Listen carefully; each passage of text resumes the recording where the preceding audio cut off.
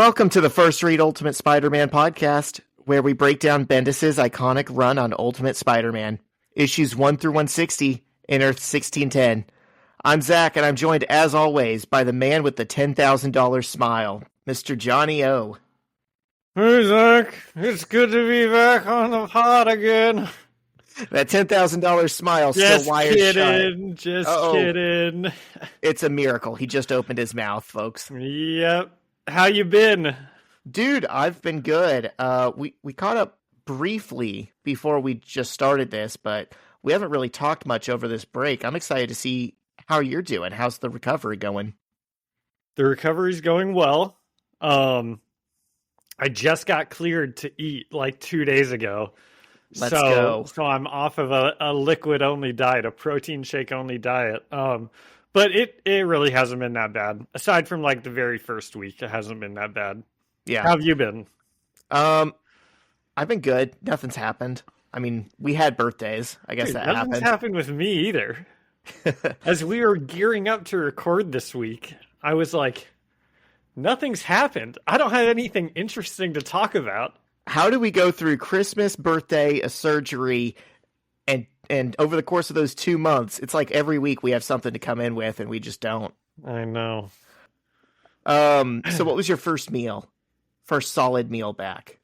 Well, I still haven't had one. I do have a list in my phone of like things that I'm kind of like craving to make and eat, but I still haven't had one because even though I got cleared to like chew, it's like, oh, you can chew a little bit. You know, you can't like go hard and like destroy a meal or something like that. So you're not having a steak. Dude, there's a steak defrosting in my sink in water right now. So that will actually be my very first thing that I actually like try to eat. That's not just like noodles or something like that. So we'll see how it goes. I don't know. Hopefully I don't my $10,000 smile. Yeah, that would suck. Okay, cool. So you didn't do anything. I'm sure you didn't finish Evangelion.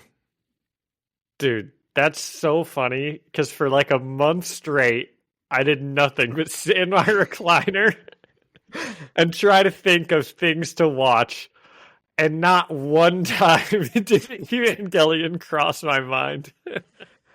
It's too bad. If you had managed to text me within that 3-week period, boy, I might have watched it. Might have. Yeah, I checked out Seinfeld. I got into a Seinfeld kick for a couple days. It's all right. I see the charm, but I think it would be funnier if it was like contemporary with my life, you know? Like, yeah. If it was coming out the later today. Stuff like I said too? I did, yeah. I started where you told me to. That's a bit more, I think, I don't know. Funny. Fun and colorful and just like, yeah. It's pretty good. It's a good show. I can absolutely imagine if it came out today, you know, there'd be scenes of like Kramer busting through the door and he just bought Hawk 2 a coin and he's like, I'm rich. And I'd probably like it a bit more. Funny. Okay, yeah. So did you have a favorite episode? No. It was just all right. Okay. So here's the thing. Soup Nazi was fun, but I've grown up my whole life being told about the Soup Nazi. So I kind of knew. See, you actually just brought up something that is a reason why a lot of people like sometimes hate on Seinfeld, because they watch Seinfeld and they're like, I've heard all these jokes before. This isn't funny. This is like, and it's like, yeah, you've heard everything before because, you know, it's Seinfeld. It's been done like a million times since then, you know? Yeah. So, I don't know, Zach. Maybe. Crushed under the weight of its own influence and success. Exactly. Do you watch Curb at all? No. Oh, no. Man. It's so funny. I know, it's the same. It is almost like a more contemporary Seinfeld, so you would probably like it a lot. Isn't Larry David also in Community? No. Who am I thinking? Oh, that's Chevy Chase. Chevy Chase? The other old guy. Never mind. That's something else I haven't watched that everyone says I need to.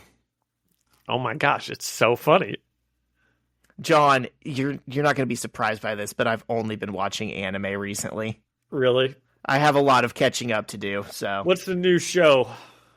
oh man, I just literally before we hopped on, I was watching the last episode of Bocchi the Rock. It's just a cute little show about girls that start a rock band. Oh my gosh, man, that's awesome. Yeah.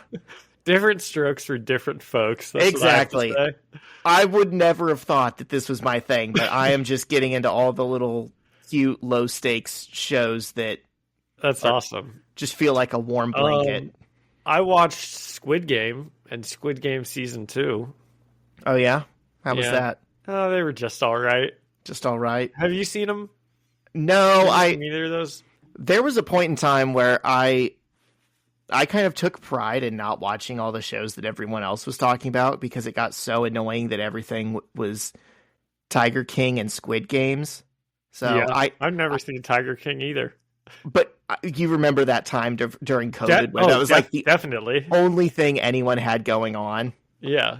Yeah, I know Squid Games is probably good, but I just still haven't watched it. Well, I think it was just okay. You know, especially season 2. I watched season 2 before I watched season 1 because I knew everything that had happened in season 1. You know, like it's been around forever. So I season 2 came out and I was like, I'll give it a shot. And I watched it. I'm like, man, this is okay. I'll watch season 1. And I can see why season 1 took like the world over because it's pretty fun with all the games. You know, you get to like envision yourself playing them and like, oh, what would you do?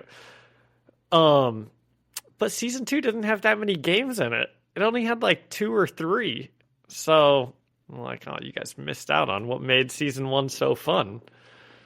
I think part of the reason I never went back and watched is what you said, where it's like, I know what happens. I can just guess. You tell me, you know, you see the images of like what the show looks like, and you know that it's like you know, criticism of capitalism and people die in these games and it's serious. Zach, and can you try to keep your politics out of this? We just got here, man. Dude, I'm so done talking politics.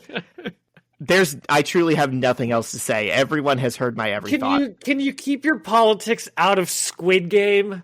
The game where they take poor people and force them to compete for, you know, a life-changing amount of money. I'm just saying, I can already tell you every single beat of that show without even watching it. You know, there's going to be some friend character that ends up dying, and the main character is going to be put to the test and probably go through some psychological damage. And there might be a twist. Someone in the game might be working for the game. Yeah, that wouldn't surprise me either. But I do think it's funny that now we're like, wow, Squid Games was such a success. We need to make a Squid Games in real life. That's like everyone's takeaway. Speaking of which, what's Mr. Beast been up to? Oh, probably making his own Squid Game. Probably some dastardly yeah. Yeah. Dude, I think we might have been wrong to simp for him early on in this show. Oh, dude. He's been in the news a lot in a negative way since that one episode where I was like, I don't think Mr. Beast is that bad. Since then, all I've been hearing is like negative things about him. Yeah. Well, whatever. You can't record hundreds of hours of content on the internet without at least one bad take. Yeah. Okay, have you been up to anything else? Not really, dude. Me neither. You want to talk sports, or should we get into it? Let's give the people what they came for. But first, a word from our sponsor. 2-month-long hiatuses. Every business says they're better. But the ones that earn and display the BBB seal back it up. It instantly identifies businesses that are committed to operating with integrity, honoring promises, and telling the truth. Makes you wonder why every business doesn't have it. So look for it, because it's looking out for you. That's why it's the sign of a better business. And find a better business anytime at bbb.org.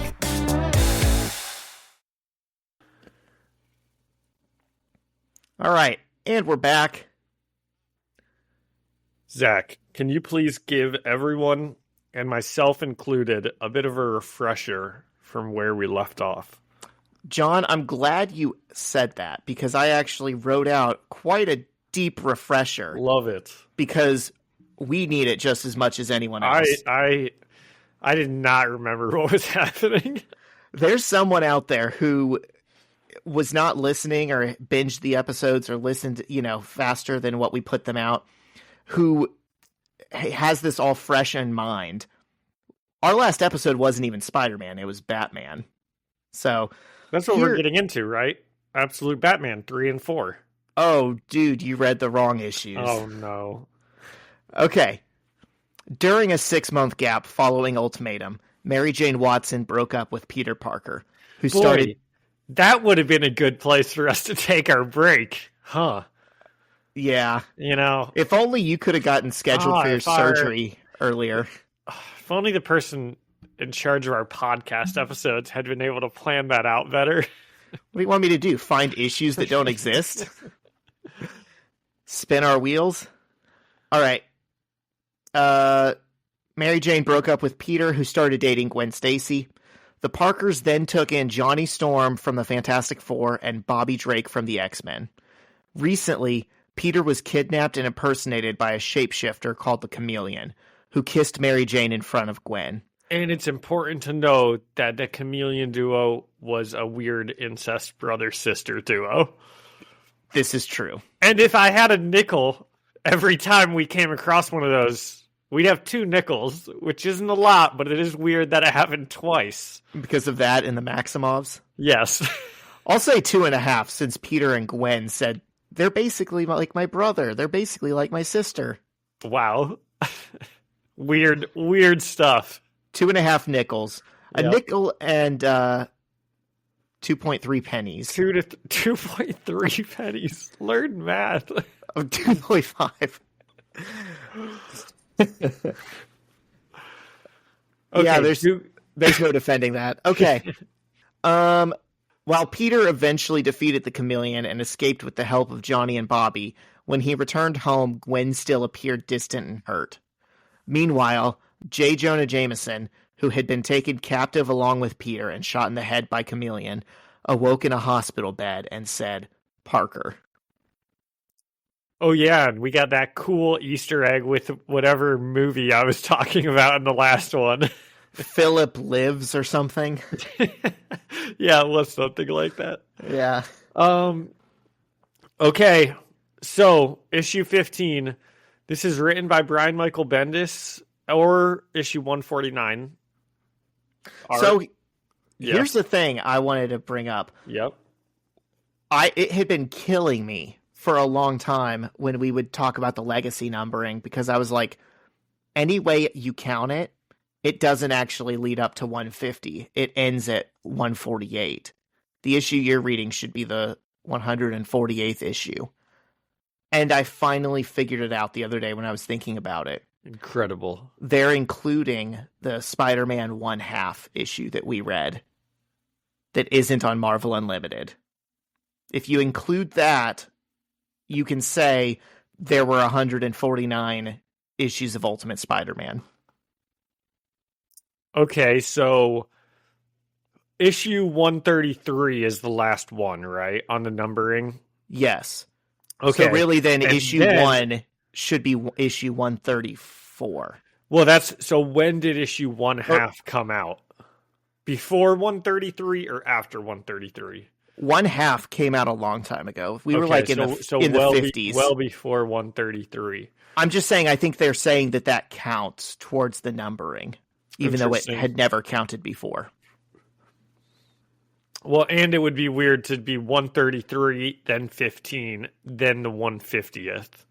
Like anybody with a brain, anybody not named Zach could count that pretty easly and see that adds up. It's true. My math is atrocious. I'm just joking. Well, if only I knew a teacher who could maybe sub me in some elementary math. Yeah, if only you were married to a math teacher. She's an English teacher. Oh, is she? Yeah. Oh, I thought she was math also. She used to do all subjects, but she's been English for the last 2 years. Wow, so what are they learning about right now? Dude, nothing, because these kids came in not knowing Kids these days, man. she's had kids come up to her before and they were like, I don't understand this assignment. And she's like, well, did you read the instructions? And they're like, no, they were too long. It's amazing. It's amazing. It's amazing how often kids will ask a question and the information is right in front of their face. And it's just like, I don't know. We were probably like that also, but man, I sure do remember my teachers being like, read the instructions. I'm not answering any I genuinely think it's worse now. You got to get Shyla on this pod. I think so too. Is she in there? She's not. She's out shopping. I think it's worse because of like TikTok has just ruined. Dude, 100% attention spans. Yes, our ability to 100% focus. These kids can't lock in, John. Dude, I heard TikTok got banned. It did. I got now we find things to talk about. Did you download the even more Chinese app that people had for a minute? I don't have any. I don't have any of that bullshit, Zach. This body is a temple. Okay, I don't allow that to influence me. Of course not. Oh, dude, I am disturbingly susceptible to its influence. Okay, 2 things, and then we really will get into Ultimate Spider-Man. So it was so funny. They banned TikTok because that's a Chinese company. They're stealing our data. And immediately. Zach, this here's America, okay? American companies in America. I think that was in the Constitution. Immediately, everyone jumped over to this app that's in Chinese that we call Red Note because that's what it roughly translates to. But it literally is like, shows up on your phone as like Jinghao or something. And you click on it and it's technically like Instagram, but every single post is either from China, about China, or it's Americans reacting to China. And you would just see the most beautiful images of like nature or cities or people talking about like how well run their society is. And then you'd have Americans who are like, we weren't told that. We were told you guys have like a social credit system. Do you not? We were told you guys are starving. Are you not? And they were like, yeah, we get propaganda against Americans too. We hear that you guys have to pay for your own health care. That's ridiculous. And it was so like overt. You know, everyone was like, wait a minute, is China actually right about some of this stuff? Probably not. They probably also just want to take over the world.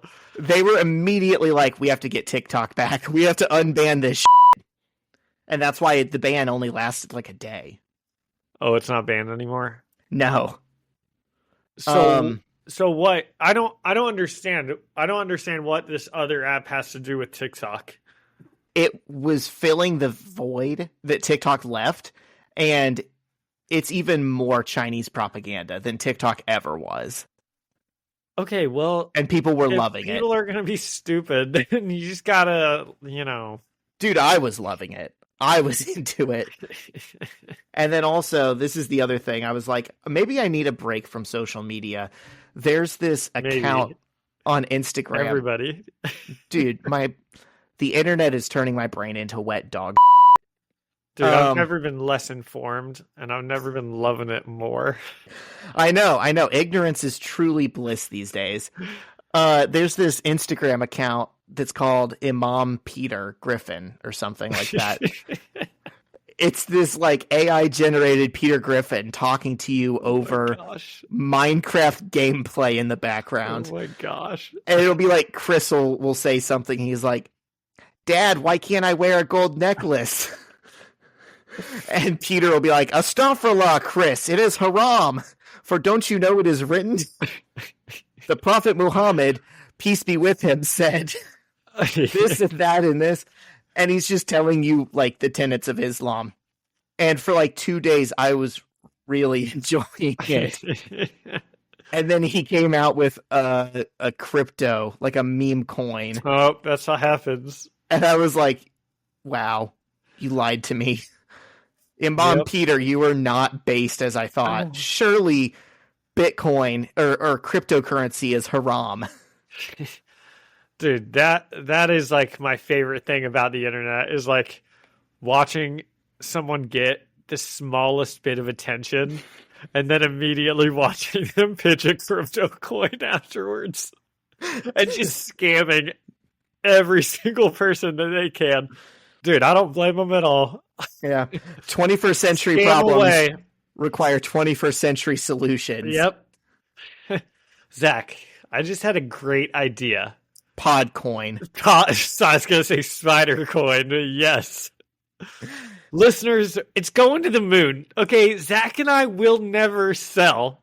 All right? We're not going to pump and dump on you. I would not do that to you guys. Your only regret is going to be that you didn't buy more. Exactly. Okay. We're in this, right? Have we started talking about the issue yet? Dude, no, we haven't. You said it was written by Brian Michael Bendis, and then we fell off a fucking cliff. Okay. The art's by Sarah Pacelli, except for the cover, which is La Fuente. And let me tell you, this cover, Spider-Man's never looked sadder. There's just like people kissing all around him. Everyone's in love, but Spider-Man, he's by himself. And the rest of the art is by Sarah Pacelli. It's colored by Justin Ponzer and lettered by VC's Corey Petit. And I'm sure we'll get into the artwork at some point because I can't see anything new without bitching about it. So John is resistant to change. I am. So this issue picks up, I'm going to repeat a little bit of what Zach said, but this issue picks up where we left off months ago, right after Peter's fight with the Chameleon siblings. And we don't need to reiterate anything else about him because we already talked about that. Peter is at the Triskelion laying in a recovery room, and Carol Danvers says, "What am I going to do with you, Peter Parker?" And Peter's just like facing away from her. He's got his head on his pillow. He's facing the other way. You know, he's very like expressionless, just staring out the window while Carol's talking through all of her thoughts. And she's like, "Oh, should I arrest you? You know, should I make you stop being Spider-Man?" But she finishes by saying that she's going to let him go. But she tells him to seriously consider putting his costume away until he's 18, because next time something major happens, she's going to make the decision for him. And then she tells Peter to go home. And anything from our opening scene, Zach? Let's make this the longest podcast in history. Oh my God, you hate me because I have to edit it tomorrow. I know you're going to say this doesn't look like Peter. Well, that is my biggest problem. I was actually not going to say it on this page, but later on in the issue, that's actually when I noticed, like, this is not the normal artist, and I scrolled back pages and I saw that it was somebody different. But it kind of doesn't, you know? So here's my thing. I like Sarah Pacelli as an artist. I honestly forgot that she was on this run, like, with Peter, because I think of her as the primary artist for Miles Morales. And, you know, when you are the first person to draw a new character, you kind of get ownership over what they look like. Say that doesn't look like Miles Morales. This does not look like Peter Parker. And I think that's a fair critique that anyone would have when they look at this page. Even with his new recent haircut, this doesn't look like Peter. He's got huge ears. He does. To myself and President Obama. Yeah. I bet he picks up AM radio on those things. Dude, think of his spider sense now. Oh yeah. He's in overdrive. Okay, so Peter goes home and the scene immediately switches to the Parker house, and Peter's in the exact same position on his bed with Aunt May taking over the role of Carol Danvers. And she says, "What am I going to do with you?" And Peter's kind of moping about being Spider-Man. He's like, all this stuff wouldn't have happened if I wasn't Spider-Man. And then Aunt May gives him a pep talk, and she tells him to go talk to Gwen. And then I had to think about it. I was like, wait, why are they upset? Because it had been so long. And I said, because as we remember, the Chameleon Spider-Man made out with MJ and wasn't treating Gwen very right. And I said, a lot of teenage drama going down right now. And you know he's a thoughtful and maybe a little sad teenager because he's got a Pulp Fiction poster on the wall and a Radiohead poster on the wall. There's the Pulp Fiction one. The thing that says In Rainbows is like the album that they had probably just released around this time. Oh, look at you, Zach. You're really scanning the background there. Those are like the two harder things to see. Well, I don't know what LA Science is. I don't think that's a real movie. Sure. This is the first time in this issue that something that, I didn't really like comes up, which is I feel like we get repeats of a lot of conversations that have happened before. Like, oh, Peter's moping about being Spider-Man, and Aunt May says that she's so proud of him for being Spider-Man, and, it's I guess after like a 2-month hiatus, I just want to go beat up Doc Ock or something, That's your secret. You always want to beat up Doc Ock. Yeah, it's true. The page then turns and, it's kind of interesting. Yeah. This is so cool. We're now on our third scene, and they're all set up pretty much the same. Mm-hmm. There's the main subject in the foreground, and there's a secondary person in the background standing right over, like, to the left of them. Yep, very purposeful. In the same spot. It's always four panels. It's very structured. It was boring me, Zach. I'm sorry. One man's trash is another man's treasure, truly. It kind of was. Like the first time it changed and now Peter's in his house, I'm like, oh, that's kind of fun. And then it changes again and it's MJ and Gwen, and I'm like, oh, are we gonna do this the whole issue? Oh, sorry. I hate to come back and hate. Actually, I love to. My architect brain saw this, and it's like a very logically laid out floor plan. I'm like, yes, it's perfect. Everything matches. Yeah. Yeah, it's like a boring skyscraper with 1,000 floors that all look the exact same. Zach's dream. If you could make 1,000-story skyscraper, I don't care what it looks like. That's not boring. Oh, okay. So they're at the school now, and MJ is in the same kind of like mopey like body language that Peter has been in, and Gwen is the one that's coming up to talk to her. But then we see, Gwen kind of runs away, and then she comes back up and talks to her. She's kind of like fighting. She like wants to talk to her, but she's like, doesn't want to. So MJ and Gwen are chatting, and MJ apologizes for kissing who she thought was Peter, and then Gwen begins to break down crying. And she's like, oh, I forced Peter to be with me, and we live in the same house, and I can't even go anywhere. And I'm like, she's kind of like sick of Peter at this point, but she can't move out because it's where she lives. And she's like, oh, I wish my dad was still alive and I could go and live with him. And it's kind of sad, She starts crying. She's crying. Yep, and the whole school starts looking at her also. Not the whole school, but all the people in the hallway. So MJ tells Gwen that she needs to talk to Peter, and Gwen's like, I'm so mad at him, I can't even see straight. And Mary Jane, she says, well, it wasn't Peter's fault, and Gwen is like, yeah, but it kind of was, because a stranger used him to get to us. So to me, Gwen is like thinking about this kind of the way Peter was, where he's like, well, if I wasn't Spider-Man, none of this would have happened, right? So Gwen's kind of thinking the same thing. And I just think that's absurd. She cannot be upset about Peter for this stuff. Well, I think she's also mad at herself for the reason you also said, which was she knew Peter and Mary Jane still liked each other. And yet she was like, date me. Knowing that he really liked Mary Jane more.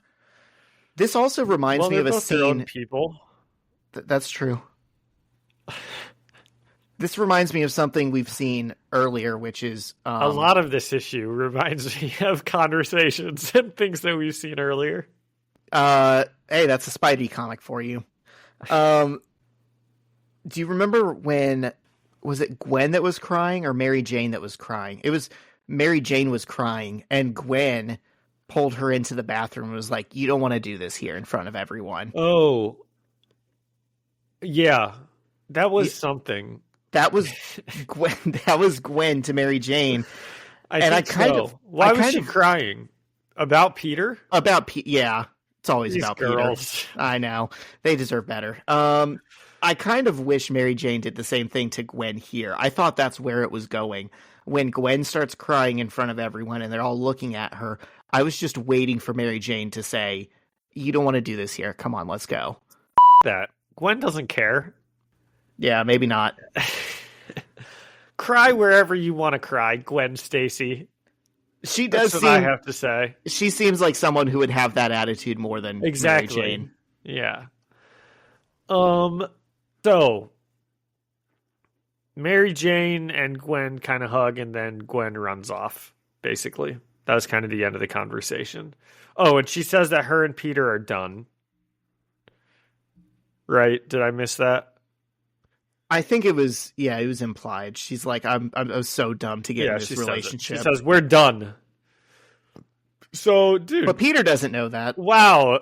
He's going to switch again. We're going to get to see him go back to MJ. I was psyched. I'll be honest. She said they're done. I'm like, yes. We love Gwen Stacy, but we have never loved Gwen Stacy dating Peter. That just felt weird from the get-go. I think I did, actually, the first time that they dated. I think I was like, oh, you got to dump Mary Jane. Start dating Gwen. And then I think it did happen. And I was like, oh, he's got to get back with Mary Jane. I don't know. It's a constant cycle. I'm just a man. I just, I want what I can't have. Sure. Like Peter, Whatever the next girl is that walks in the room, that's who he needs to be with. The best girl, the next girl. That's what Zach always says. I've heard him say it a million times. That Tom Brady mentality.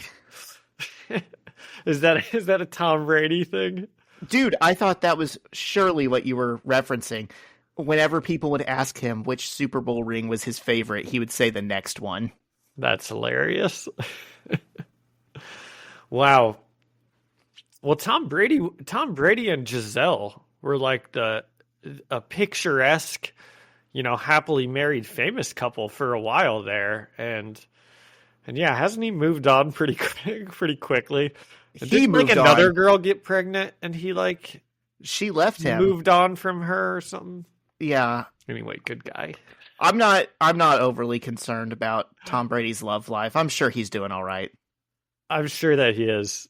Maybe I've said it on here before, but I actually get a strange amount of enjoyment about Bill Belichick doing the Manning cast with Peyton Manning and Tom Brady and doing nothing, or I'm sorry, Peyton Manning and Eli Manning and doing nothing with Tom Brady. Like, I love that. I think that just shows, I don't know, a level of he's probably kind of an annoying guy to hang out with, I don't think they like each other. Bill Belichick and Tom Brady? Yeah. Really? I like that. That makes me happy. Well, that's part of the reason why he left New England to go to Tampa Bay, was to get away from Bill. Oh, I didn't know that. That's what they said. I thought you were going to say you really like how Bill Belichick has started dating like a 21-year-old college student, and so that's why he took him. That's why he's in North Carolina. That is genuinely why he's at North Carolina. Does she go there? No. I think so. Oof. Oh my gosh. This dude has a lawsuit coming for him, man. Okay. Let's get back into it. So, in class the next day, oh, I'm sorry, I skipped a scene. At the hospital, we get to catch up with J. Jonah Jameson. And he's watching a news broadcast of people who are kind of just ripping Spider-Man a new one for the crime wave that the Chameleon Spider-Man committed. And Ben and Robbie come in, and J. Jonah Jameson tells them he's like, I know what happened, and I know this wasn't Spider-Man. Spider-Man was with me. I know what happened. I know who Spider-Man is. And he's like, Ben, you're going to write a story about this, and I'm not going to tell it. But J. Jonah Jameson refuses to reveal Spider-Man's true identity. He says he's going to do everything in his power to protect him without revealing who he is. You know, so they begin to write this article. I love Jonah. He's okay. Shut up. Sorry, but this right here. God put me here. God saved my life, and God gave me the power to help Spider-Man. I know this now. I'll fight the entire world for him. I don't know. You're just a reporter. And a good man. And a good man. Yeah. Yeah, he's okay. He's a little self-congratulatory. Of course he is. That's part of the fun.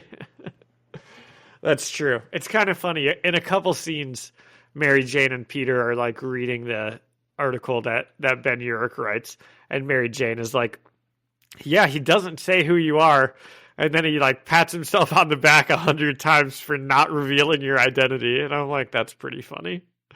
You just know Jonah would be the guy who, like, he's now going to start telling people, yeah, I work with Spider-Man. Definitely. You know? He and I were something of equals. Oh, yeah. Definitely. So in class the next day, the kids are at school, and they're in literature class, and the teacher's droning on about some boring book that Zach's probably read. Fahrenheit 451? Yeah, have you read it? Have you not? No, I don't know what it is. Are you serious? I've definitely like heard of it. It's the And you're teaching our children. It's the thing. It's based on 9/11, right? No, that's Fahrenheit. Just joking. Oh my God, you had me going. No, I don't know what this book is though.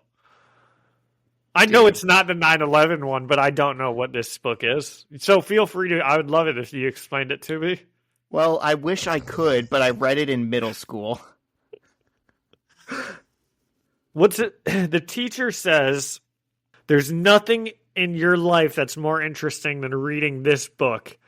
This is exciting. This is a science fiction masterpiece. This is a book that you're going to read when you're older for fun. So you can't tell us at all what it's about?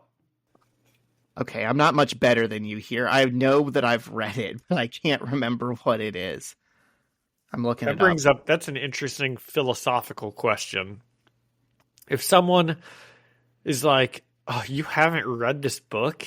You're so uncultured." But if you've read it but you don't remember it, do you get the points for reading it? Yeah, I get it mixed up with like 1984 because another one I haven't read, but I actually know what that one's about. Okay. This one is where they're burning books and you're like not allowed to read books, and they have like squads that come through and set fire to books that they find. Interesting. So it's like a dystopian. Yeah. Yeah, it's like they withhold education from the masses to keep them in check. I'm going to make some people mad here. I just can't help myself. The words are already coming out, Zach. It's probably a commentary on a far-right government. Ooh. Probably. I think it actually is. I'm sure that it is. Famously, the biggest historical instance of burning books was from a far-right government. I'm sorry to tell you, the Nazis did that. Okay. Can you keep your politics out of my dystopian literature? I go to this for escapism. So the teacher's droning on about this boring book. And it's funny that she says this is more exciting than anything any of you have going on in your life, not knowing that like half the class are superheroes or wrapped up with superheroes. And they're in a love triangle. And what's more exciting than teenagers who have superpowers in a love triangle? I just want to see I just want to see a punch up. Okay? I go to this for escapism. So, oh my gosh, as the teacher's talking, we're looking at like Peter and Mary Jane, but we can see someone has walked into the room, and the teacher says, "Oh, hi, welcome to the class. Grab a seat, you grab an empty seat."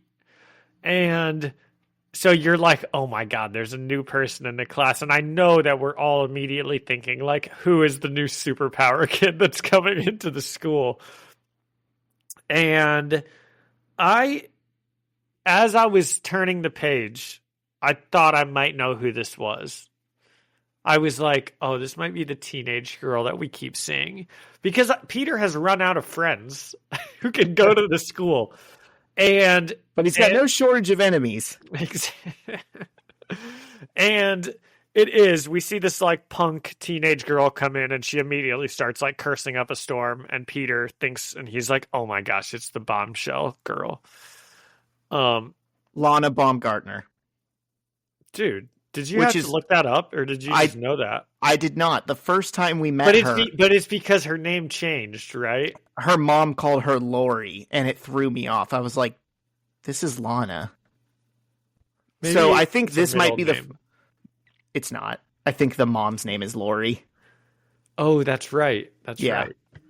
But this is like where you get it confirmed that, I think that's her civilian identity name used for the first time correctly. Yeah, and Peter just really doesn't look like Peter, which we already talked about.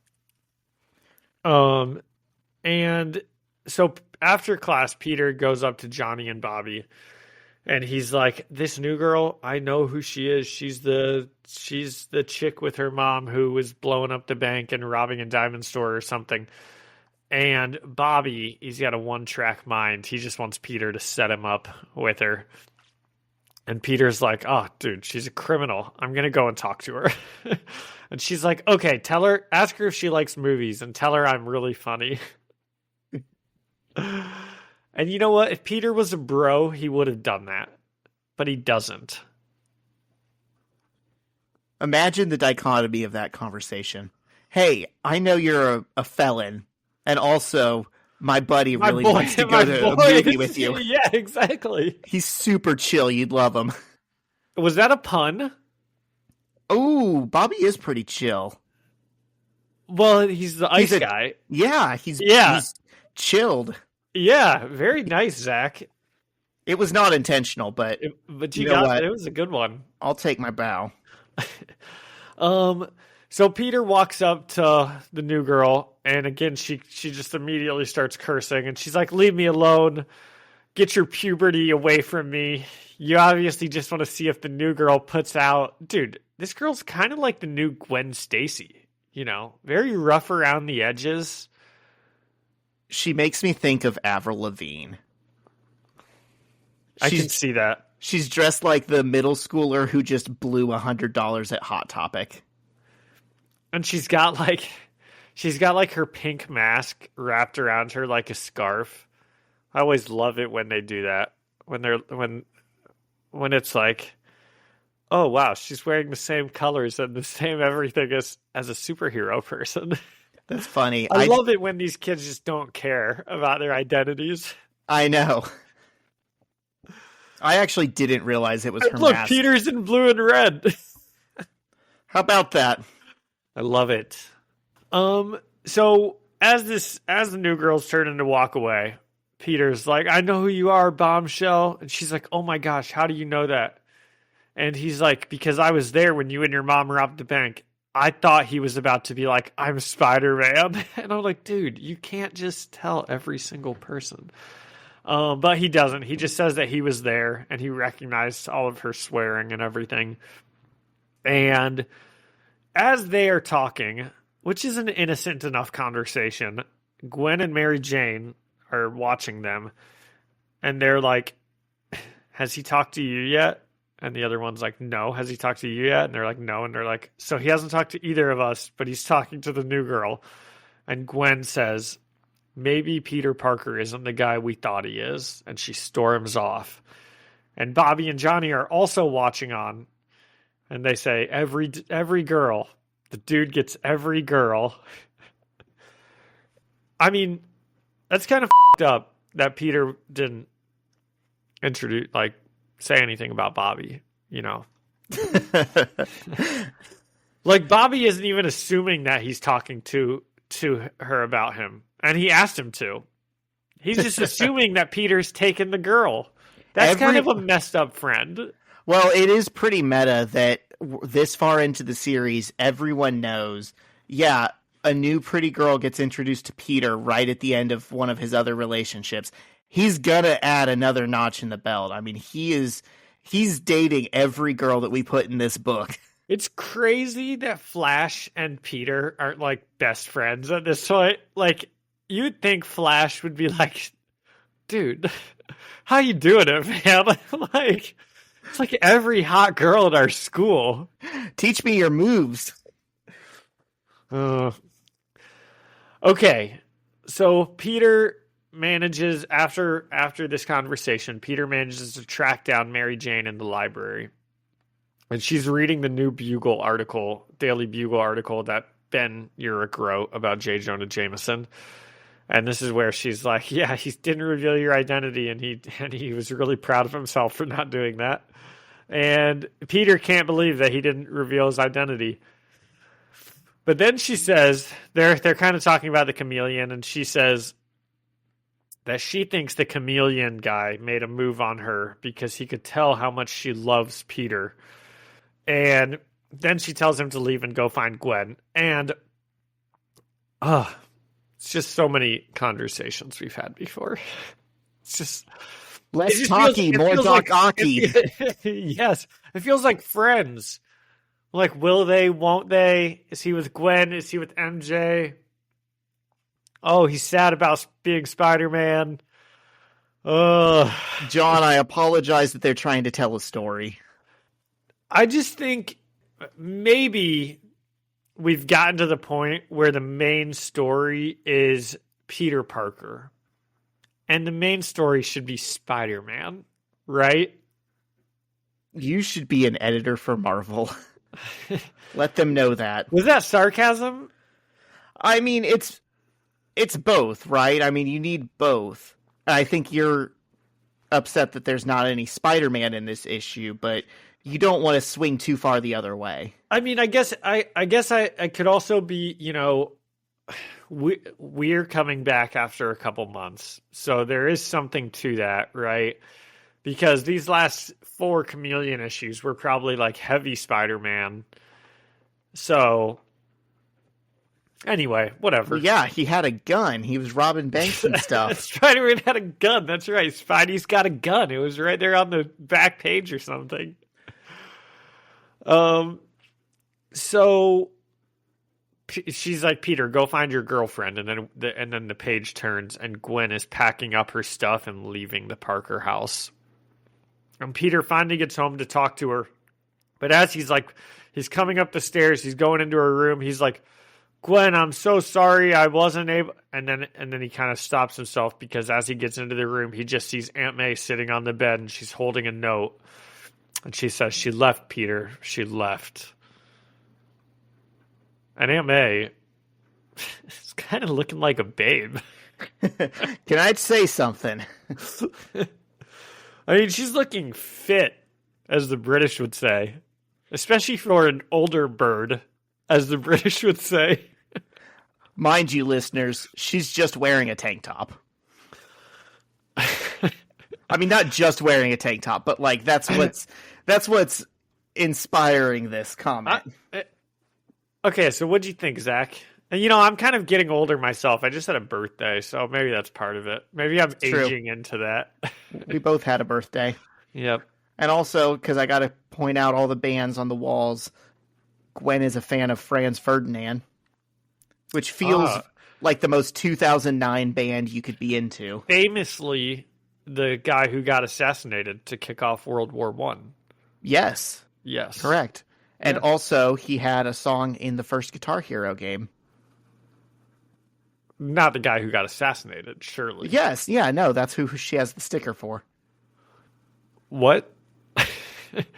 The guy who got assassinated had a song in the first Guitar Hero game? Sure, yeah. He got assassinated, and then in the mid-2000s, he started an indie rock band. Okay. You're such a jokester, Zach. You know me. All right, so what'd you think? Well, you tell me what you thought, because you're not going to like what I think. Oh, I couldn't guess you didn't like this issue. No. Okay, let me give my roses to Sarah Pacelli for something. Yes. She does body language so well. Like in every single panel, the way people are standing and like holding their weight and the side of, they have their head kind of leaning, and not every artist is good at that, but she is the right artist to have an issue like this where it's mostly just people talking and no action. Yeah, the only issues are like what Peter looks like. Those are the only issues that I have with the art style in general. Everything else looks like pretty good and pretty disliked from every artist as soon as they come on. Why doesn't he look like Tobey Maguire? What do you mean he's a 15-year-old kid? He's supposed to look like Tobey Maguire. I don't think I've disliked everything. I just mean like when a new artist comes on, it never looks the same. Okay. That's fair. Yeah. Other than that, this was less of an essential issue and more of just getting us from point A to point B, which is, Peter and Gwen are now broken up. Okay.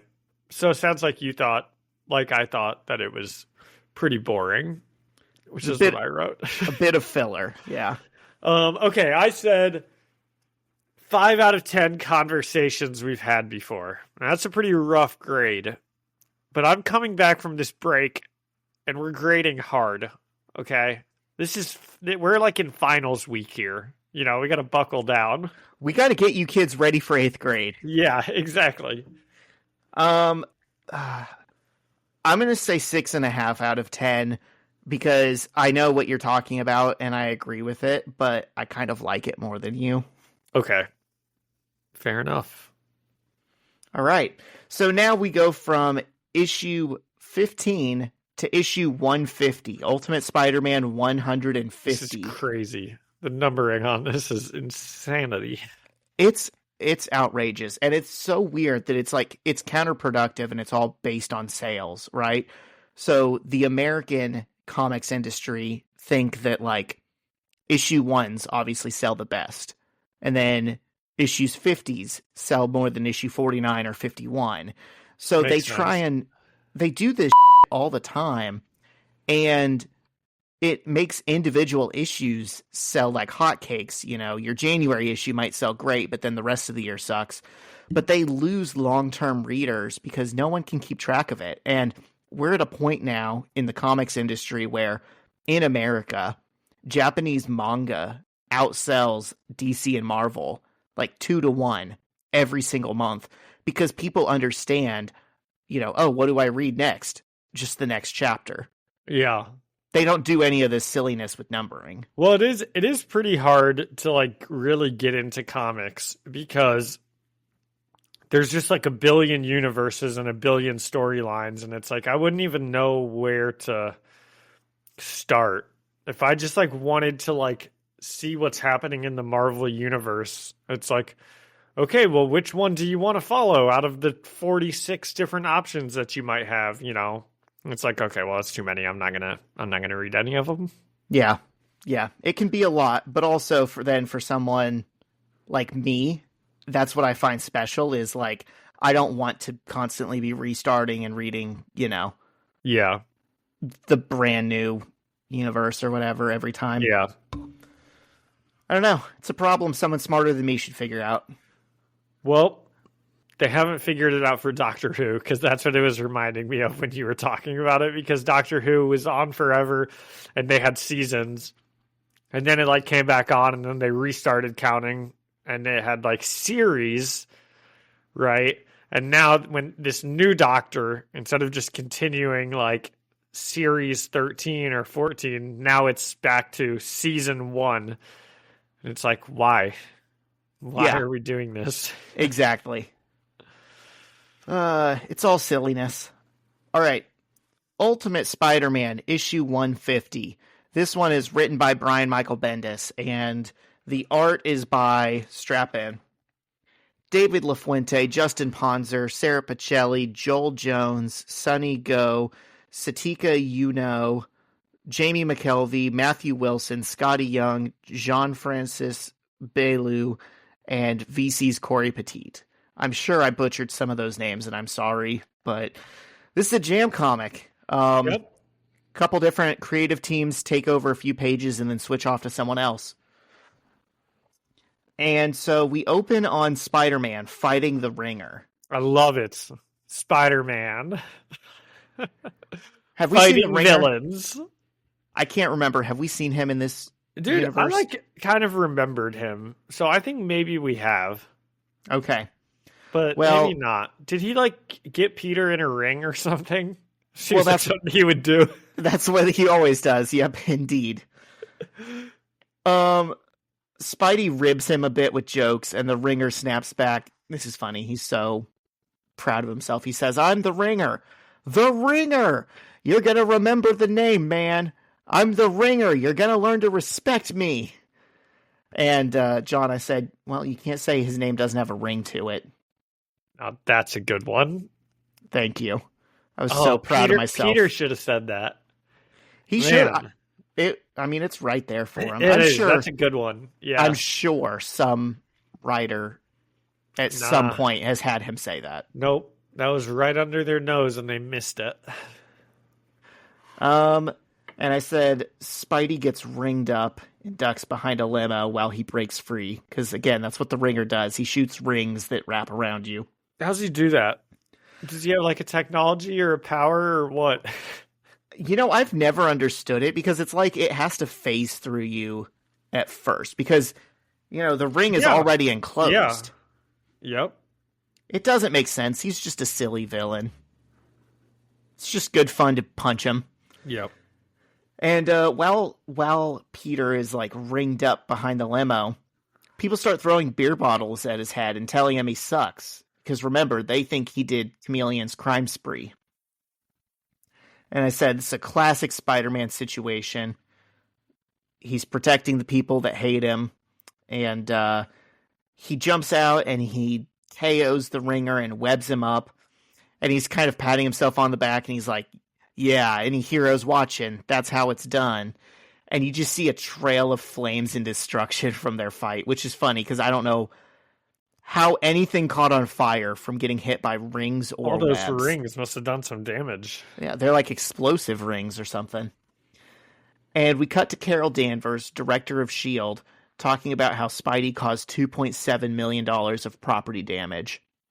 And I liked this. This tied in nicely with the first scene of your issue. She's musing about what she should do with... Sorry, my cat just jumped on the table. That's okay. Which one is it? It's Rogue. Hey, Rogue. Oh, God, I dropped her. That's okay. Sorry, baby. Cats famously land on their feet. She kind of hit the table in my backpack on her way down. All right. Sorry, what was I saying? Did you know even if you're 1 inch above the ground holding a cat on their back and you drop them, they will still have enough time to turn and land on their feet. It's like an automatic reaction with their spine that whips around. It's just crazy. I was seeing a video of it. It's amazing. I've also seen that video. I think my cats would be too fat to do that with. I think I would hurt them if I tested it, so I don't. That's good. I would never test it with my cats either. Okay, so Carol Danvers is musing about what she should do with Spider-Man, and we see that she's talking to Iron Man, Captain America, and Thor. And Tony says, "It's funny you bring up the kid. I've been thinking about him. I had a run-in with him recently." And Cap asks what kind of run-in, and Tony launches us into a tale, saying, "I was just having one of those typical Tony Stark days." And we see a flashback of Tony filming a news feature of him donating some of his old armor to a museum. and someone in the crowd is angrily approaching Tony. And we see that it's Whiplash, the iconic villain, the globally loved iconic villain from the 2010 smash hit Iron Man 2. Yes, he loves his bird. He does. Good callback.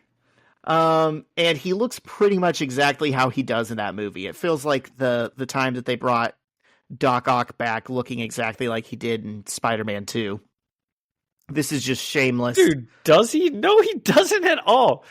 In the Iron Man 2 movie, he was like, what's the guy's name? It's not Mickey Rourke. No, I'm not thinking of who? Big Russian guy? Yeah. It is. It is Mickey Rourke. In Iron Man 2, he's Mickey Rourke with like long hair and shirtless and like, long metal machine or long arm whiplash things. Okay, don't look at the face. Look at the character design. I can't. Okay. This doesn't look like Whiplash to me. Did you see him and think that it was someone else? I had no idea who this guy was. Okay. Dude, I thought it was Dr. Doom. I was like, he's got a hood up. I hope this is Dr. Doom.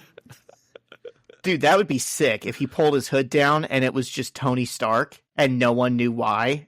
That would be sick. And it's because of something the MCU would do 20 years later. That would be sick. They should remake every comic. Every with Dr. appearance, Doom. as with Tony Stark as Dr. Doom. Okay, so Whiplash is there and he looks pretty mad and the people scatter at the sight of his big electric whips. And Tony he does have some big electric whips. Yeah. Like in the movie. Say what you want about Whiplash, but he's got those whips on him. Yep. Tony's security guards jump in front of him and they're like, "Get down, sir." And Spider-Man swings in from out of nowhere and kicks Whiplash in the face. And Tony has one of his little handheld Iron Man palm blasters and starts shooting at Whiplash as well. It's very much like in the movies, whenever Tony can't get his whole suit on, but he just has the little hand piece. And Tony says he notices the man's accent but can't place it and asks who sent him. And this is just a classic response. Whiplash is like, God. We love a villain who's on a mission from God. I love a villain on a mission from God. Yeah. And he goes to strike Tony down, but Peter jumps in front of the whip, partially wearing one of the Iron Man suits from the gallery. And I said the whip hits the arc reactor and gives feedback or something that dispatches Whiplash. It's pretty unclear, but we got to wrap this story up. Pretty much. And Tony asks Peter how he knew he could do that. And Peter says, "Oh, I know that your Mark 9 armor has a built-in 57 Ziglat Stark Tech energy fluctuation shield. That's why this guy tried to come at you without your armor on. So I figured I could use the armor as a shield." Just classic science fiction jibber jabber, yeah. This gobbledygook. I love it. Reverse the polarity. Yep. Reset the flux capacitor. And back in the present day, Tony says, "So you asked me what I think. I think that day I met the real Spider-Man, and what I got from him was a big pile of intelligence and bravery." And Carol says, "So he's smart because he's a fan of yours?" Tony says, "No, he's smart." He should have said, "No, he's a fan of mine because he's smart." That would have been good. That would have been good. But he says he's smart because he's smart. And Carol's like, "Because he's a fan of yours." And Tony says, "Do you know what a 54 Ziglat Stark Tech energy fluctuation shield is?" And she's like, "Yeah, it's probably something you invented." And he's like, "No, you don't. And you're the top cop of the world. You're in charge of our defense systems. No one knows what it is. Me and 5 other guys who care about such things. And one of them is a 15-year-old boy in Long John Spider-Man costumes that very much looks like he sewed himself. And not only did he know what it was and understand what it was, but he knew how to use it. And he had the cojones to do it. That's smart and brave. Yeah, Tony. This was a good scene from Tony. I think I've talked before about... I love Ultimate Universe Tony Stark. I've never been the biggest Iron Man guy, but I also really like Ultimate Universe Tony. And he's saying this as he's drinking whiskey, too. Classic alcoholism. Let's go. And Steve is like, I'm not sure I see him the same way you see him. And now we get to go into Steve's tale, which is mostly a silent story. And generic bad guys on flying snowmobiles are flying from the Triskelion. And Cap is riding on a helicopter in hot pursuit of them. One of the bad guys shoots the helicopter with some kind of ray that disables it. This ray seems like the sonic screwdriver. It just does whatever they need it to, this whole issue. And so the helicopter starts falling out of the sky, and Cap grabs the two guys nearest him and jumps out. But there's still two more guys on the helicopter that's falling towards a crowded street and sidewalk. And suddenly the helicopter lands in a net of webbing. And Cap throws his two guys into the net and continues flying. I said, somehow? I guess he has jetpack boots or something? Dude, he definitely does, because I'm pretty sure it's like earlier. Let's see. Oh, there's a jetpack on his back. Yeah, if in some panel he has. Oh yeah, there's a jetpack on his back. Yeah, the thing is puny. Anyways, Captain America shouldn't be able to fly.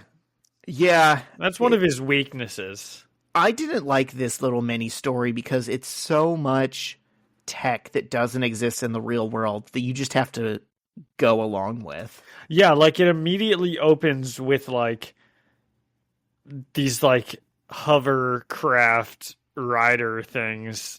So right away it's like, what is even like happening here? Who are these people?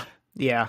That's something that happens often in comics that I just have to suspend my disbelief for, but I think it's better when you can make a comic that at least explains its tech that's different, right? Like I can conceptualize a web shooter because it's been explained to me and it's consistent usually with how it's used. You can't just create like a ray gun that does whatever it needs to do. That seems sillier.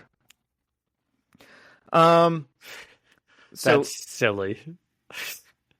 It is. In this comic book universe with like gods and everything. I mean, you're right. It is. If you establish that gods exist, that's cool. If you tell a story and then in the middle of it, a god shows up and you're like, wait, I didn't think that was within like the realm of what we were doing here. This guy does like shoot a ray gun at the helicopter and it like illuminates the whole thing and just like causes it to stop functioning. Well, I mean, do they invent these things? Are these on the black market? I don't even know who on these Amazon? people are. Yeah, there's like with so their much hovercrafts and their yeah. It insists upon itself. Exactly. And then the bad guys fly into a web net, and we see Spidey sitting on top of it, looking pretty proud of himself.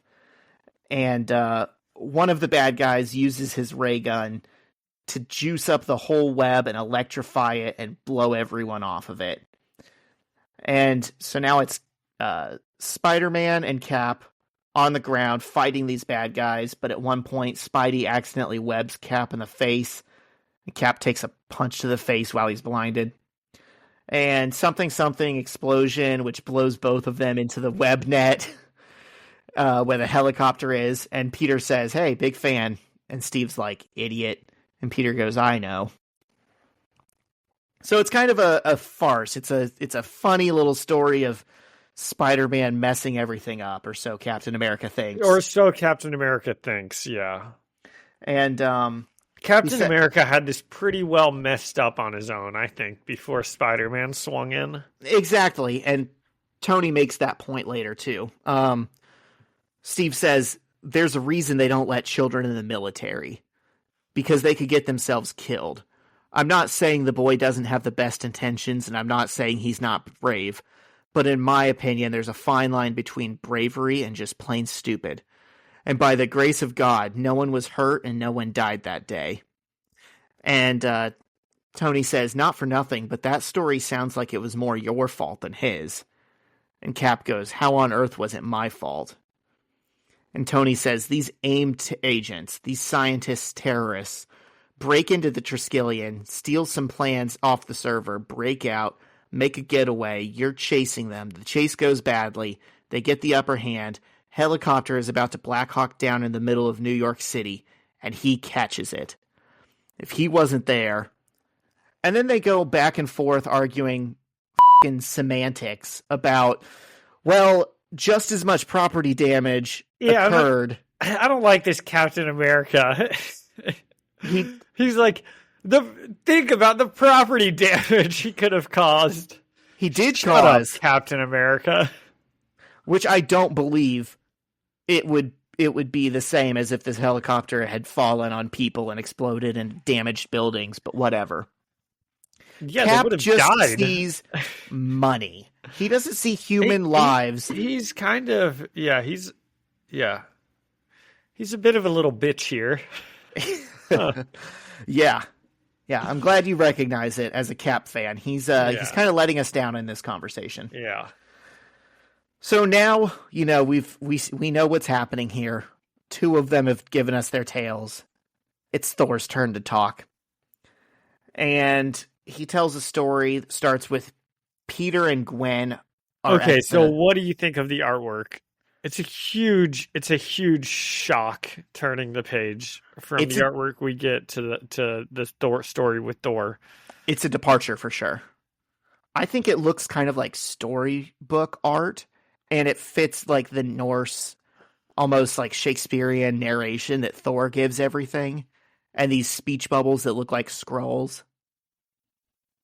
Yeah, it's reasonably fine. I wouldn't want it to be the artwork for the whole series, but I think it works for this one specific story. I think it looks like Bill Sienkiewicz. I mean, yeah, it's kind of rough and experimental a little bit. And it looks like the thing that I always say looks like that, which is the Batman Arkham Asylum comic, where it's just like weird. I'm so bad at explaining things. I'm just like the worst critic of anything ever. Yeah, it's just weird. I can't elaborate at all on that. You know the scene in The Office where Andy is talking and he's like, I could be a food critic. These crepes are good. Yeah. This scone is bad. Yes. Okay. Peter and Gwen are at the Norse Mythology Museum, because apparently there's every type of museum in New York. And Xandu, this is all from Thor's narration. Well, he knows there's a what's Norse going on. mythology exhibit. Oh, excuse me. It's just the regular museum. It's just the exhibit is Norse mythology. Yeah. And Thor's like, there's this guy, Xandu, that I know. He's up to no good.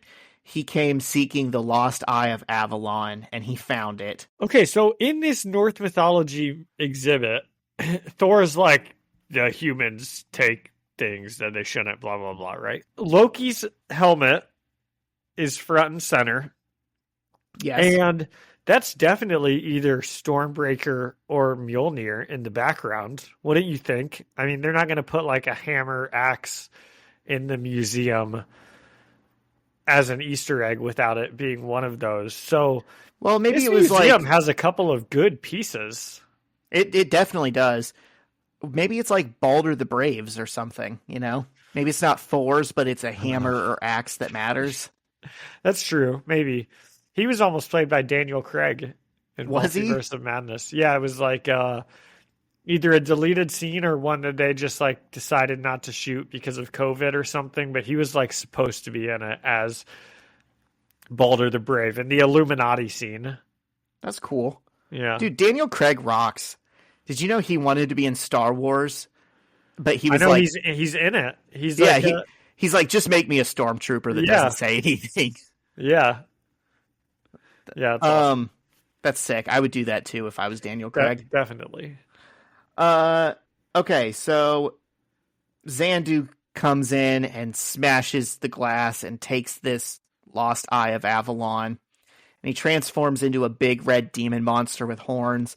I'm embarrassed I don't know more about like the Thor side of comics to know if any of this is a thing, but I am going in just as blind to all of this as Peter is. And Peter tells Gwen to get out of there, and he suits up in a closet, and he starts telling people, run! And if you're already running, run faster! Because he doesn't know how to deal with this demon thing. And he webs Xandu in the eyes, but apparently he can just burn the webs off. And he's like, oh, come on. Webbing doesn't just grow on trees, you know. And he gets thrown into a wall and is about to be mincemeat when he sees the god of thunder standing over him. And Thor hits Xandu with a real big kaboom. And he turns human again. It made me think of the Costco guys. Thor gives him 5 big boom, boom, boom, boom. That's awesome. The internet is truly ruining me. And okay, hold on. Ooh, that sounds good. A nice chicken bake. I'm probably not at the point where I can eat one of those yet. Too hard and crunchy. Oh, I'm so hungry all the time, Zach. I haven't eaten anything in months. I'm so sorry, but that first bite back is gonna make it all worth it. Well, this steak has been in my freezer for 4 months, so it's probably gonna taste like so we'll really have to see. And Thor and Spidey are talking, and Thor's like, he realizes, he's like, you're just a child. And Peter's like, well, I don't like to label. And Thor says, a funny child and brave.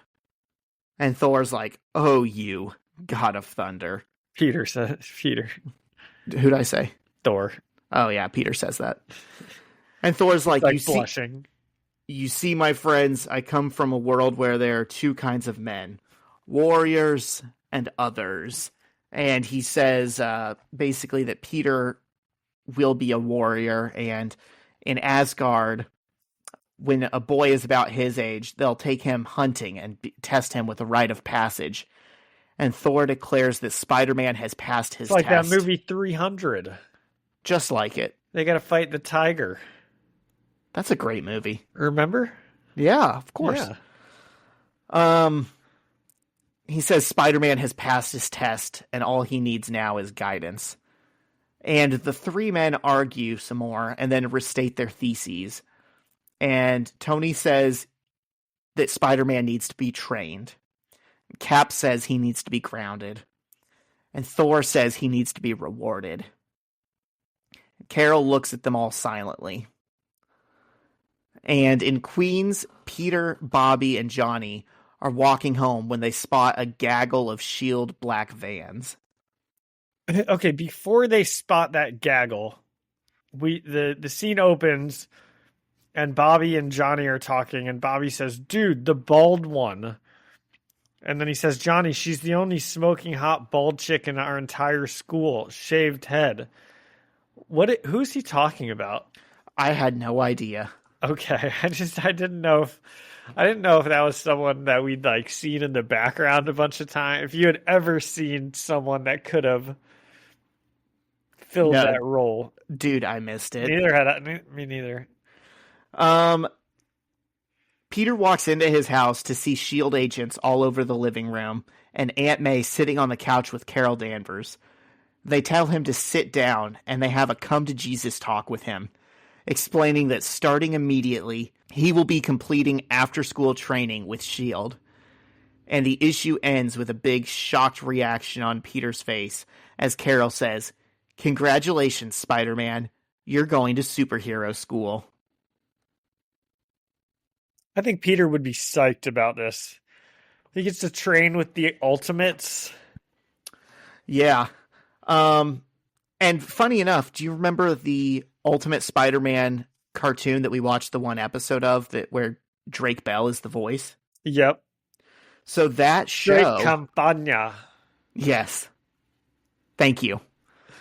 That show pretty much picks up like where this leaves off. I think it came out around this time. So it is based off of the Ultimate Spider-Man comic loosely, in the sense that the whole thing is about Peter being trained by S.H.I.E.L.D. to be Interesting. a superhero. And there's yeah, we're down to about 9 issues left. 10? Yeah, I've got another side series for us to read that'll extend that a bit. But yes, we're towards the end. What's our rating system on this one? Is it out of big booms? No, I gave this 3 out of 4 Family Guy flashback ass scenes. Aw. Because these just felt like, hey, this Lois, is like the time we... this is just like the time the guy broke into the museum and Thor helped me beat him. That hasn't happened since Whiplash broke into the thing and started electrocuting everyone. Wow, that makes less sense than the electric gun the terrorists had when they were being chased by Captain America. Let's see. I'll give this one a 3 out of 4 Family Guy cutaways as well. It was pretty good. We got some good Spider-Manning, and I love seeing the Ultimates, even if Captain America was a little property damaged dork. Yeah, he's disappointing. That's okay. He's just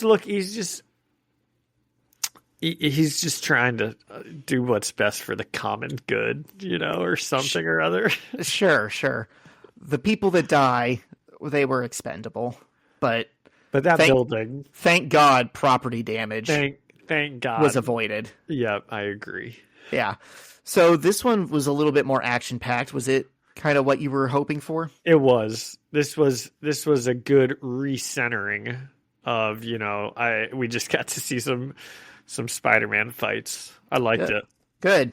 And then it's worth mentioning for anyone who wants to read this on Marvel Unlimited, it does continue. So I left off on page 39 of 95. And then if you keep reading, it's Ultimate Spider-Man Super Special, which we already covered on this podcast. And when did that one come out? That was pretty early in the run. Let me look up. Maybe that's the issue that they're not count. That's the issue. The secret issue 149, It could be. That was episode 15 for us back in April of Blade 2023. Werewolves or something or other. Yep, we've got Blade, we've got Elektra. She was always a fun read. We've got some John's favorite artist. Is that that was Jim Mafood? I knew that one. Got some stupid looking characters. Got some Daredevil, Captain America. Are all of these in that issue? Yep, Fantastic Four. It was exactly like this issue where it's just little stories, bit by bit, of him talking to all these people. Oh, he's like, this is like the time I fought vampires with Blade. And then at one time the aliens came in and we all looked stupid. It's another Family Guy ass issue. And then there's Bill Sienkiewicz for you. Yep. That looks like the Ultimates, right? It is the Ultimates, yep. Yeah. Dude, I'm getting good. Nothing slips past this guy. Nope. Okay, so what do we have next week? All right. 151, 152? Indeed. Next week we will be reading Ultimate Spider-Man. Should we make some rum and cokes for next week? Have some 151? Isn't that a rum drink? I don't know. 151 rum, pineapple juice, and Malibu.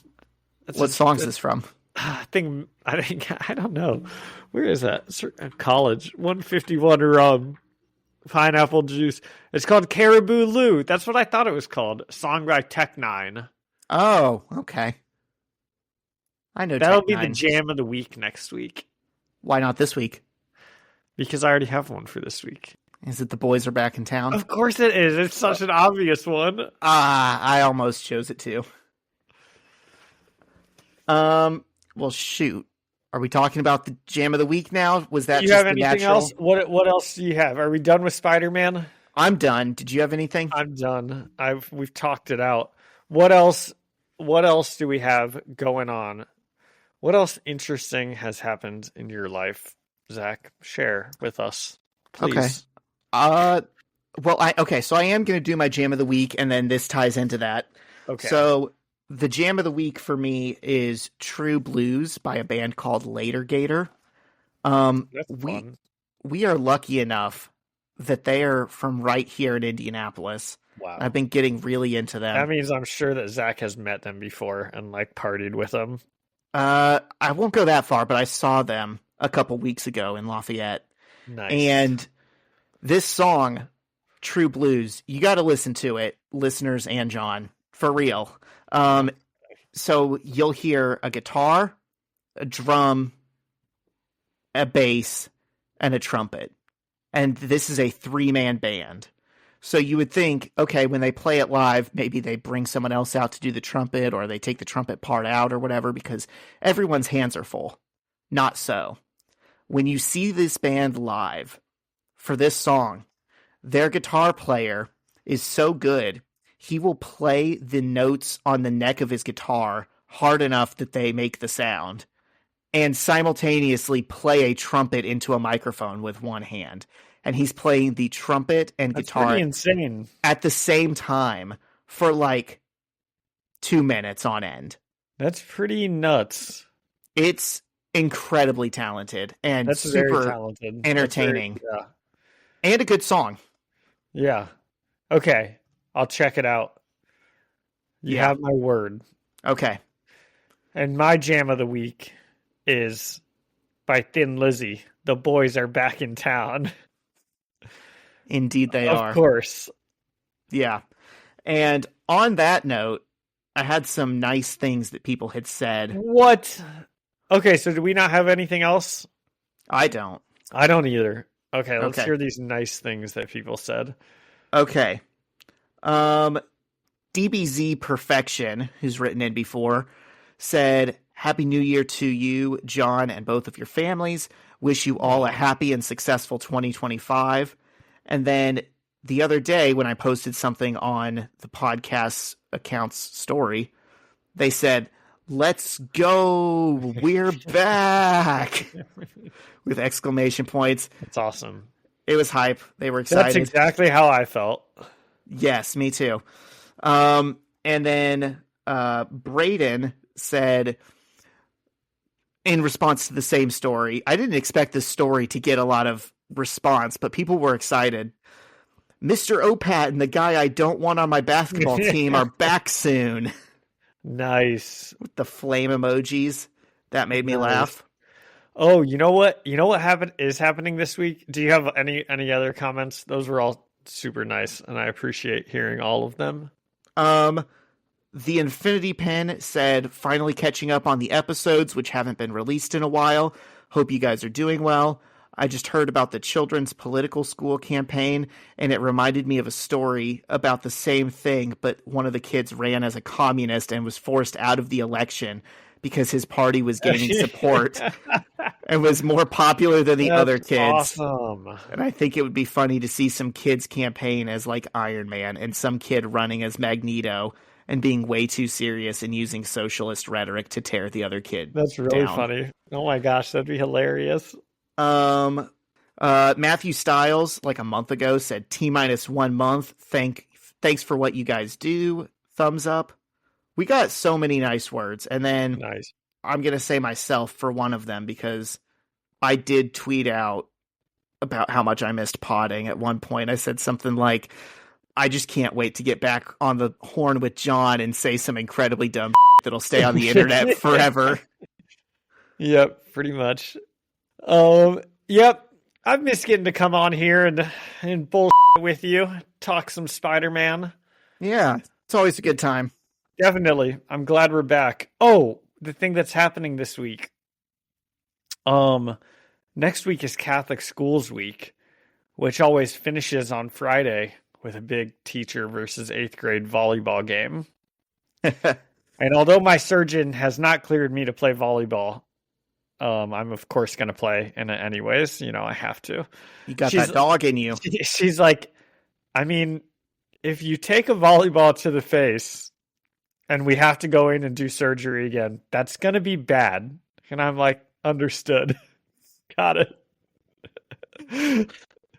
So we'll see. We'll see how that goes. We're going to kick the shit out of them. This 8th grade team is not very good. These are my kids that I coach. So that's awesome. Not very good. You're just like me, like hearing the risks and being like, understood. I accept them. Yeah, got it. For something that's probably not worth it. Yeah. I texted you this, but this was kind of funny. At one point over break, I got hurt. I was rock climbing. So shocking. I know. It wasn't at a show this time. I was rock climbing, and the thing about auto belay systems is they're really good at like getting you to the ground safely, but for like the first 10 feet, you are free falling before it starts slowing you down. So I got to the top of a wall and let go, and I'm free falling. And I've done this 1,000 times. I know what I'm doing. I didn't know that you were a rock climber. I was in college. I was thinking about getting a membership to one of the places. This is just another level of the Zach Armour iceberg. That's what it's called on the internet. Yeah. Yeah. I'm a man of very specific interests. So I was thinking about getting back into it. I was testing out this place, seeing if I wanted to get a membership there because the memberships are very expensive. And I wasn't familiar with this wall and didn't realize I was like right above a really big rock piece or something. Ooh. Literally never saw it coming, but I dropped and I start free falling and I hit my knee on this big rock, and it instantly, I hear something kind of pop and I feel swelling, and I get to the ground and I'm like trying not to look pathetic. Yeah. But I'm like crawling and holding my knee. And it was the size of a volleyball. That hurt a ton. Yeah. Yeah. For a few days, it was pretty swollen and stiff. And I went to my urgent care in my hometown, and I kid you not, the doctor recognized me, knew me, remembered some of the other reasons I had been in there, and asked me when my next concert was, and then said, "I'll see you then."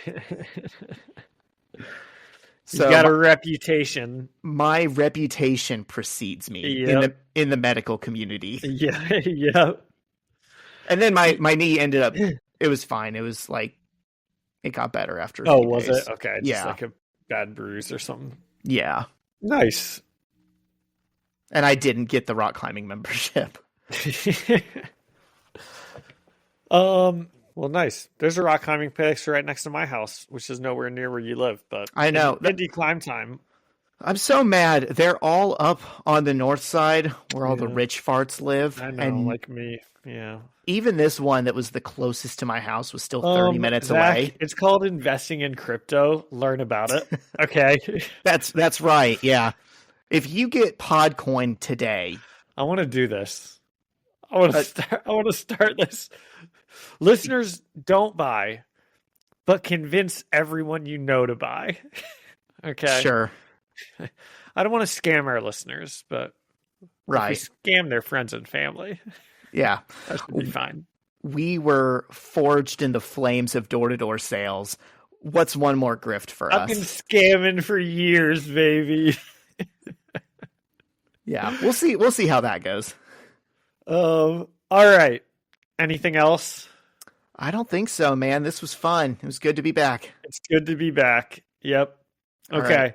Well, thank you to Ian Hickey for the music and Alyssa Seaman for the artwork, and thank you to all the listeners for leaving us nice comments while we were on hiatus and sticking around and listening to this episode. You can find us the First Read Ultimate Spider-Man podcast on Spotify or Apple Music or anywhere else you find podcasts. And you can come and chat with us and leave us a comment on Instagram at First Read Podcast. Send us an email at firstreadspidey@gmail.com or find us on YouTube, the First Read Ultimate Spider-Man Podcast. See you next week. See ya.